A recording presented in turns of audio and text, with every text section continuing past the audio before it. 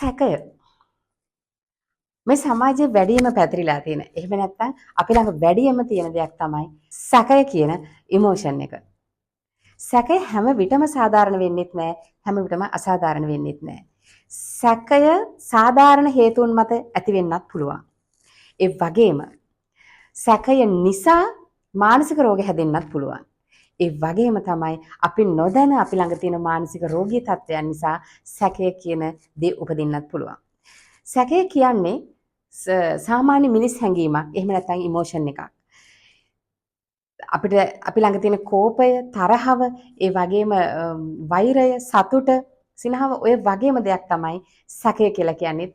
සිතේ නිතර ඇති වෙලා නැති වෙලා යන දෙයක්. ඉතින් මේ සැකය කියන එක මානසික රෝගී තත්ත්වයක් දක්වා දුරදිග ගිහින් නම් අන්න එතනදී තමයි අපි සැලකිලිමත් වෙන්න ඕනේ. මේ ගැන හොයලා බලන්න සහ දැනුවත් වෙන්න. සැකය කියන මානසික රෝගී තත්ත්වය ඊටම බරපතල රෝගී තත්ත්වයක්. ලොකු මානසික ව්‍යසනයක් මේක ඇත්තෙම. සැකේ කියන බීජය මහා භයානක වෛරස් එකක්. මේක ඉතා ඉක්මනින් පැතිරලා යනවා. ඉතා ශීඝ්‍රයෙන් පැතිරලා යනවා වගේම සුවපත් කිරීම බොහොම අපහසුයි. ඇත්තටම කොවිඩ් කියන වෛරස් එකටත් වඩා භයානක බරපතල වෛරස් එකක්.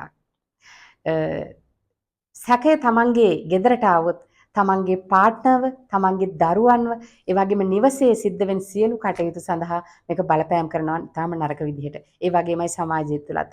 ගනුදෙනුවලදී, වැඩබිමේදී, ගමන් බිමන් යෑමේදී මේ ඕනෑම අවස්ථාවක සැකය කියන දේ ඉස්මතු වෙන්න පුළුවන්.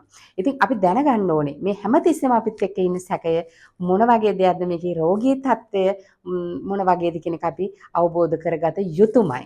ඉතින් මම ඉන්නවා ඔයාලත් එක්ක මොකද්ද මේ සැකය කියන්නේ, සැකේ රෝගී තත්ත්වය මොන වගේද කියලා ඔබට පැහැදිලි කරලා දෙන්නට. ඉතින් උඩ තියෙන ලින්ක් එක ක්ලික් කරන්න.